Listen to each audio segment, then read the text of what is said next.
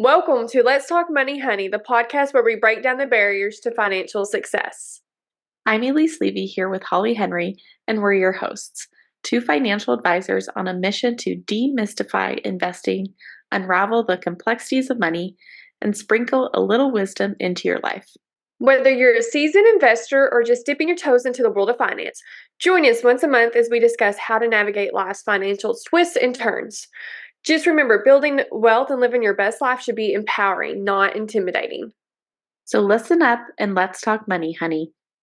All right, we're back for another episode of Let's Talk Money, Honey. Today we are talking about just all the myths that people hear about investing, the world of investing, working with advisors, and all of that good stuff. Because, Holly, I've heard some wild things through the years. What about you?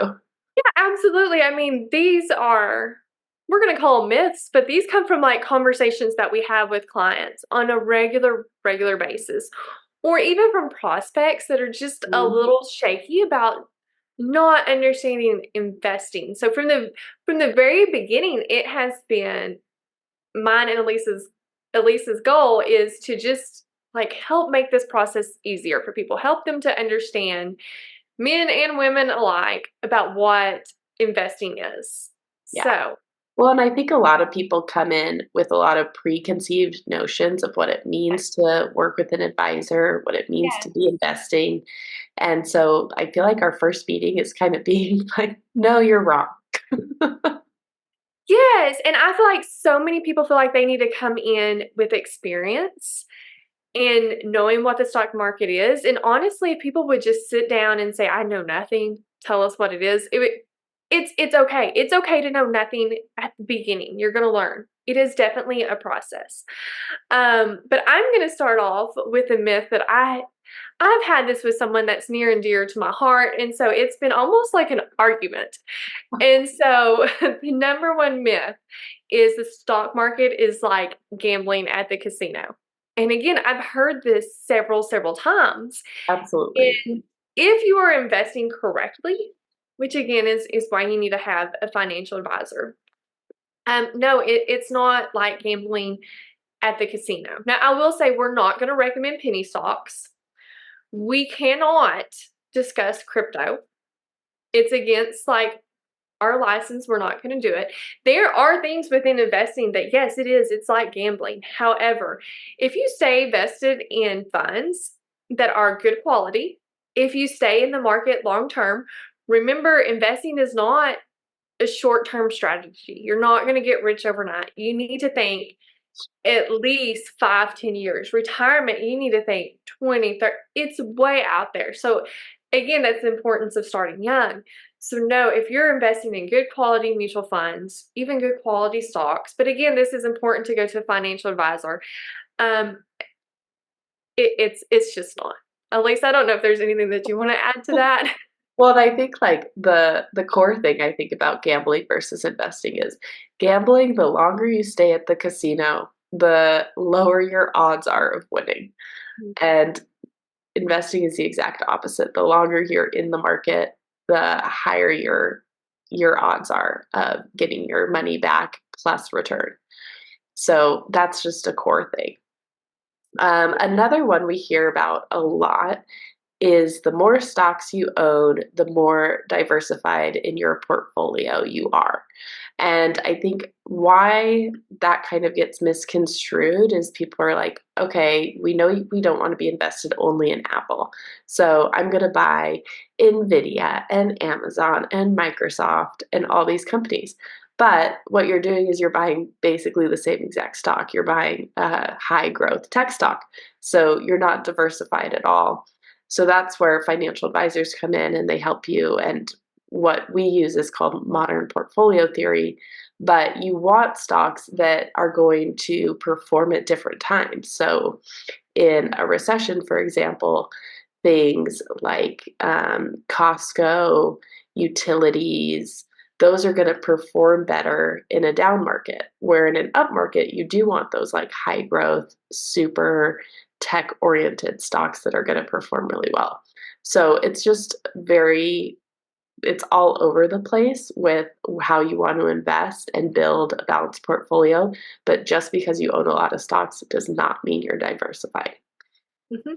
And I will say, in a lot of accounts, we're not going to even recommend individual stocks. Yeah. We're going to be talking to you about ETFs. We're going to talk to you about mutual funds. Mutual funds offer diversifications that an individual stock will not. Individual stocks, and I'm a fan of them.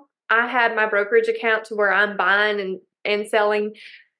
I don't do that in my retirement account. And so I think it's very smart that you go to a financial advisor and you lay out your goals, and they will help make sure that your portfolio is diverse for you. Absolutely. So, another myth that we hear on a regular basis is it is better to use an investing app such as Robinhood instead of going to a financial advisor. I'm going to say there's nothing wrong with Robinhood. There's not. If you're just dealing with like a little bit of money and this is like your playtime hobby and whatever, if it's just something that you're wanting to gain experience in, there's nothing wrong with those apps. However, there comes to a point where I guess when you're wanting to go into like the big leagues, if you're wanting to really plan for retirement, if you're wanting to really plan for a large goal, if you're wanting to get serious about investing, Robinhood's not the place to go. And I will also say that Robinhood has fees that are probably the same as what ours are. They just hide them a little bit better than what, I mean, we disclose everything. We're more open about it. You're still paying for trading. It's no different than coming to us. One of the things though about Robinhood is it doesn't tell you how to diversify your portfolio, which we just talked about is important. Yep. We also tell you like there are ways to invest that's better for your taxes. Yeah. There's just a lot with financial advisors. The one-on-one, in my opinion, is more customized. So again, I don't have anything against the apps if it's just little trading here and there, but overall, in the Yeah. big scheme, I just wouldn't recommend it. It's hard to plan your future through it. Absolutely. So, another big one, and I'm glad we're covering this, is a big myth I hear. And I hear this not only with clients and prospects, but I hear it with friends and family. Um, you have to be rich to work with a financial advisor. Like, absolutely not. I'd say most of our clients are everyday people. They are people who are working really hard, trying to build a career or have built a career and want to retire, but it is not the uber wealthy that we are working with and helping because they're already wealthy. They don't need our help. And I will say it is, some of my clients, high schoolers, they're college students, they're funding their Roth IRA with like a zero balance on up. It's Mhm. it's the everyday people that have large financial goals at the end of their life. They're wanting to retire early, so they're wanting to start early. But even if you're starting late, it doesn't matter. You don't have to come in with a lot of money. I think the thing is whether it's through a Zoom appointment or an office appointment or a phone call, you just have to take the step. That's it. Absolutely. And I think like the biggest thing is if you start working with an advisor, your potential of growth and what you want to achieve just skyrockets. And Mhm. so, like, it is the best to work with an advisor when you're young because a lot of people don't take advantage of those core earning years of, like, let's say 25 to 45. And they're like, yeah, I'm doing, the minimum, I'm doing 3% to my retirement. And if you just changed your mindset a little bit and we're like, you know what, we're going to live a little bit simpler, we're going to save 15% in our retirement. If you did that during those core years, you would be a millionaire by 45, 50. Like, it's not rocket science. It's just having discipline. And working with an advisor gives you that discipline. And, like, the sooner the better, in my opinion. Yeah. And so that goes right into the next myth that we were going to talk about. But I feel like it's important for us to just keep drilling this home. So another myth that I've had just even recently is you need to have a lot of money to start investing. Again, you don't. Mm-mm. I work with high schoolers. I work with college students. It's more about the mind frame. I have people that come in and all they have is $250, $350. That's what they've saved up and they're just wanting to start somewhere. It's okay. Everyone has to start somewhere. Now, Absolutely. we're going to encourage you, especially if you're young. Like, let's not waste a ton of money on the newest cell phones or the newest trends or going out to eat. Like the way Elise described, we're going to suggest that you just live a little bit simpler. And that doesn't mean that you're going to have to totally deprive yourself. There has to be a happy balance. You have to be able to have your priorities. And I'm going to plug right now, Lisa and I are doing a budgeting webinar. And the whole point of this budgeting webinar is for us to sit down and be like, you need to be intentional with your finances. You need to know where your money is going. You need to set goals in your life. And in order to set the goals and achieve the goals, you need a budget. And it's 100%. yes. We've been talking about it so much, so it's like this year my goal was like, I'm going to start following our budget system and implement it in my own life. And it really is eye-opening. And it's not like, to tell you you're bad or you spend too much. It's just to give you the awareness of where your money's actually going, because then you're like, hey, all my money is going to my house, but I don't really care that much about my house. Like, I want this to be going to travel. And it just kind of helps you give a bigger awareness to what you're spending your money on. Yeah. And again, that's Elise and I, when we were talking about 2024 in finances, the word intentional came up all the time. She's being more intentional with her finances. I'm having to be more intentional with my finances. We're going through this with you too. We're walking the walk. We are, and so we can tell you that it's not necessarily easy. But when I look at my investment accounts, I'm still having fun in life. I'm still getting my nails done. I'm still buying the clothes that I want. But I'm making sure that it's not this extreme so money can go Yeah. into my retirement at the pace that it needs to. We are not asking everyone to just cut everything and have a miserable life so you can live better at 65. We're not guaranteed tomorrow. So again, there has to be a happy balance in this. And again, you do not need a lot of money to start investing. A lot of our clients do $50 a month, $100 a month. And really, if you think I'm going to skip one meal out to eat, that would probably cover a good chunk of it with the way the cost of food is right now. I know. Yeah, and exactly. And anyone who wants to open an account and start funding monthly, Holly and I are 100% open to that. So if you have a zero amount, but you're willing to make a monthly commitment, then we are willing to work with you and help you reach those goals. So the last one I want to go over, because this is Let's Talk Money, Honey, is I hear this a lot, way more than I thought I would. But I hear men make better investors than women. Why do we hear that so much? I just want to bang my head on the desk. It's hard. It's hard to hear. And the hard thing for me is I hear it a lot from women. Like women Yes. say that. And Yes. You know what? I don't think it's ever been a male that has said that.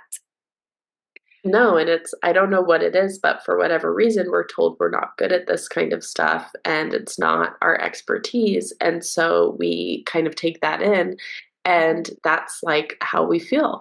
And it's our truth where it is not true at all.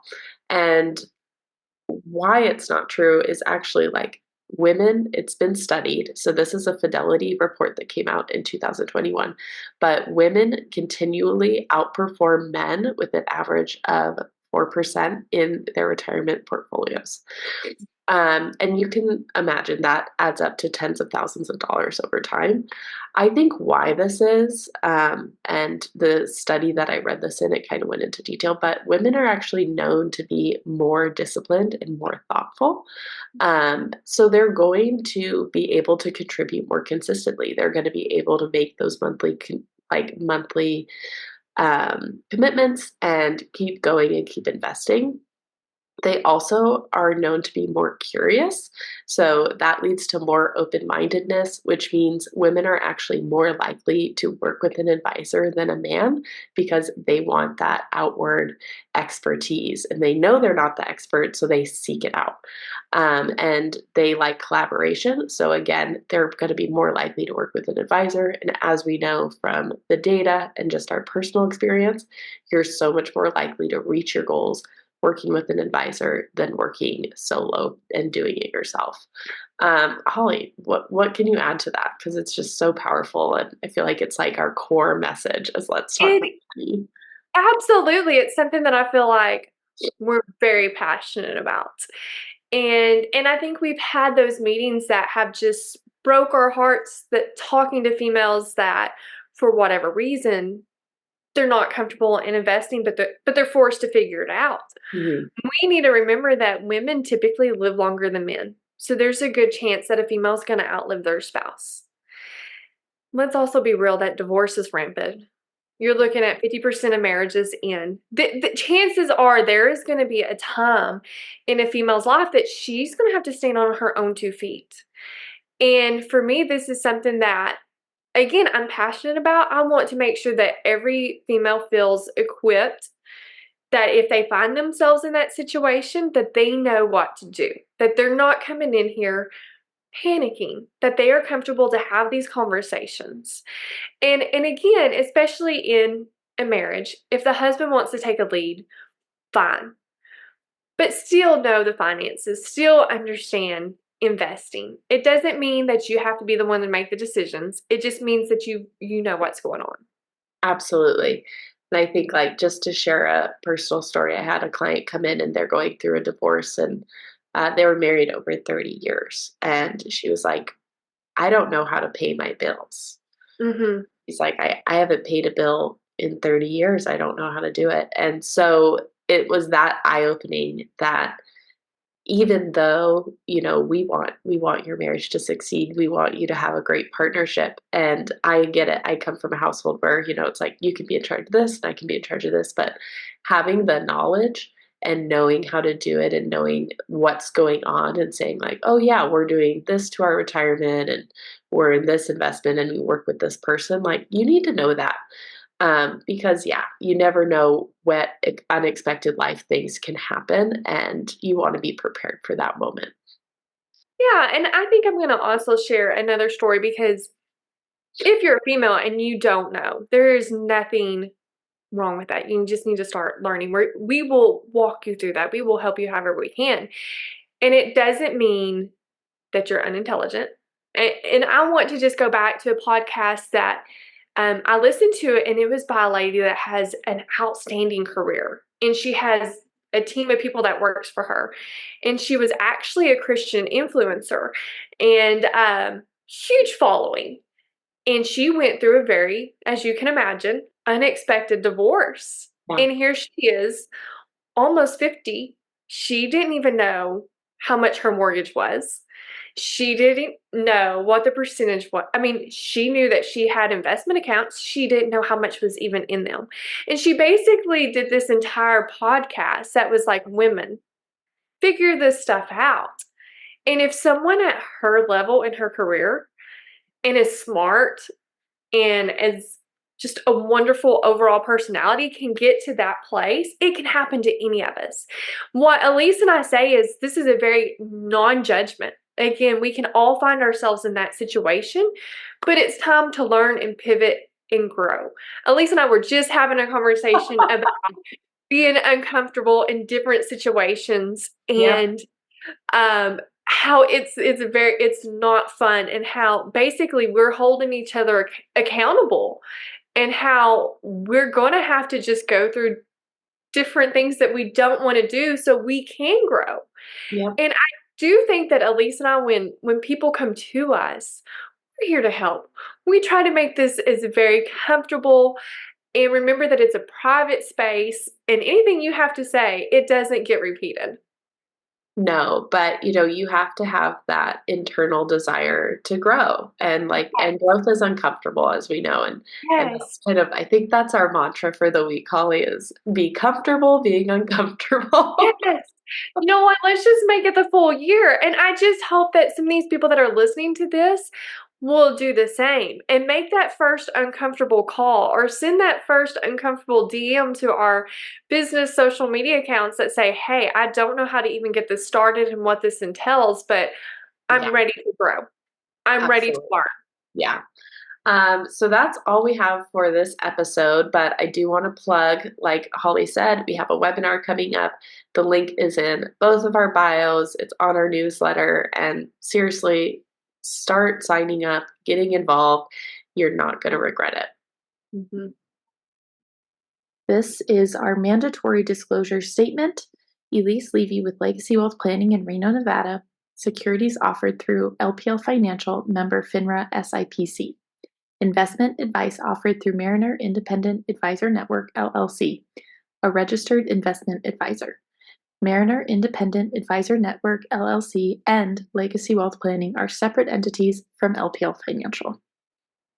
Holly Henry with River Valley Wealth Management near Mena, Arkansas. Securities and advisory services offered through LPL Financial, a registered investment advisor, member FINRA SIPC.